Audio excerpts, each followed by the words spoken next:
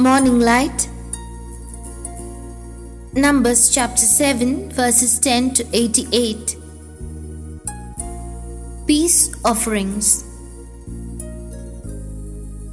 Yesterday we saw the male goat as the sin offering. We have now completed our study of the sin offering, the one male goat, the singularity of atonement, the one sufficient sacrifice that covers the one root of sin. Now we can move to the final and largest part of the dedication offering, the peace offering. Numbers 7 verse 17 lists them: 2 oxen, 5 rams, 5 male goats, and 5 male lambs of the first year. 17 animals in total, compared to 1 of the sin offering and 3 of the burnt offering. The peace offering was the most abundant offering of the entire dedication. More animals, more variety, more expression. And this abundance is itself a message. But before we look at what the animals say, we need to understand what a peace offering was, why it was given, and what it meant in the life of Israel. The Hebrew word for the peace offering is Shelem, from the root Shalom. Shalom does not simply mean the absence of conflict. It is one of the richest words in the Hebrew language. It means wholeness, completeness, health, well-being, harmony, and restored relationship.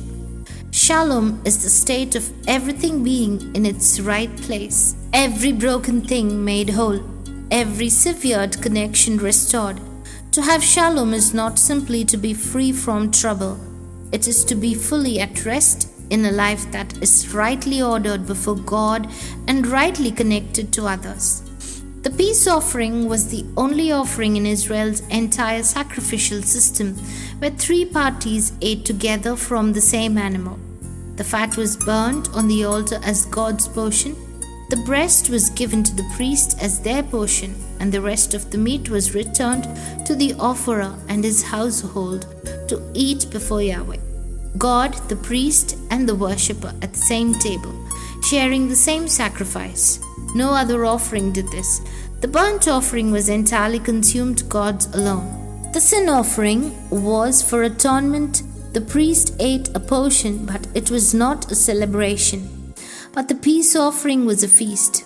It was 3 parties sitting down together because the separation between them had been dealt with and fellowship had been restored. The peace offering was brought in different circumstances. It was brought as thanksgiving offering when someone experienced a great blessing or deliverance from Yahweh.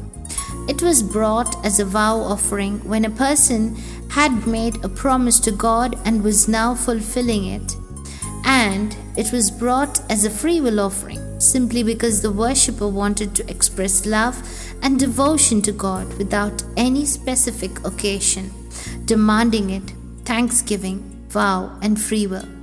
3 reasons for the same offering, and all 3 came from the same place: a heart that had experienced the reality of restored relationship with Yahweh and wanted to celebrate it openly.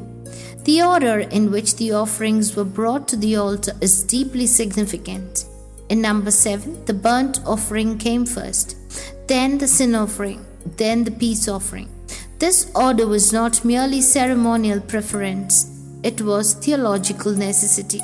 The peace offering could only come after the burnt offering and the sin offering because the peace with God can only come after the sin that broke the peace had been dealt with. You cannot have the feast before the atonement. You cannot sit down at the table before the debt at the door had been paid. Romans chapter 5 verse 1 captures this order with perfect clarity. Therefore, since we have been justified by faith, we have peace with God through our Lord Jesus Christ. Therefore, the peace follows the justification. The shalom follows the atonement. We do not begin with peace and add atonement somewhere along the way. The burnt offering of total surrender and the sin offering of substitution came first. And then, only then, can the peace offering be placed on the altar with joy. The 17 animals of the peace offering could only come after the 3 of the burnt offering and the 1 of the sin offering had been laid down. The abundance of the peace rests entirely on the sufficiency of the atonement that preceded it. Every aspect of the peace offering points to what Christ accomplished and who he is.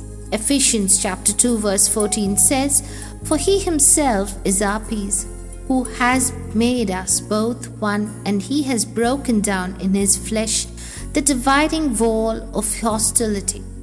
He himself is our peace, not a feeling of peace, not a temporary resolution of conflict.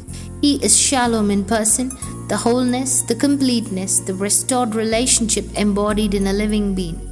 The peace offering required an animal through which three parties could be brought to the same table. Christ is the one through whom God, the priesthood of believers, and the whole human family are brought to the same table. Colossians chapter 1 verses 19 to 20 describes the full scope of what Christ's peace offering accomplished. For in him all the fullness of God was pleased to dwell, and through Christ to reconcile to Yahweh all things, whether on earth or in heaven, making peace by the blood of his cross. Making peace by the blood of his cross. The peace offering required blood. The animal had to be killed. The fat rose to God as a burnt portion.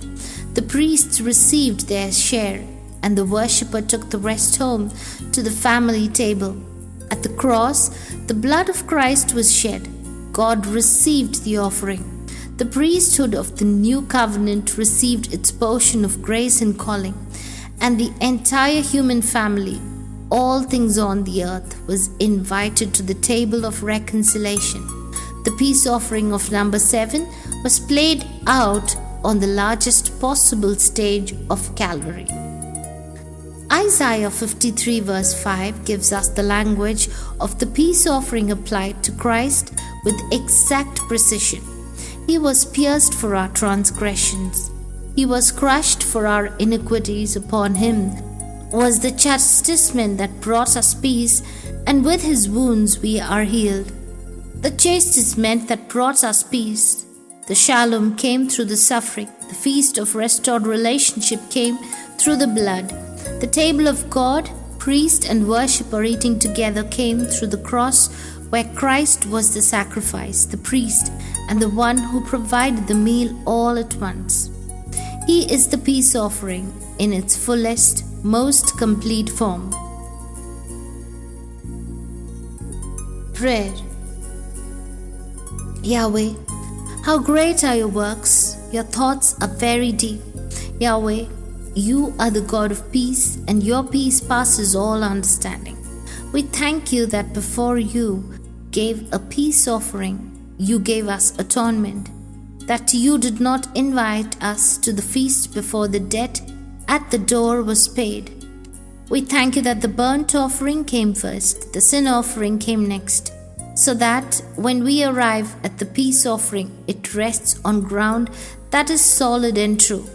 We thank you that Christ is our Shalom, not a feeling, not a temporary resolution, but a whole and complete and unbroken restored relationship sealed in his blood. Help us to understand today what it means to have peace with you, not the peace of a quiet life, but the Shalom of life in right relationship with the one who made it. In Christ's name, amen.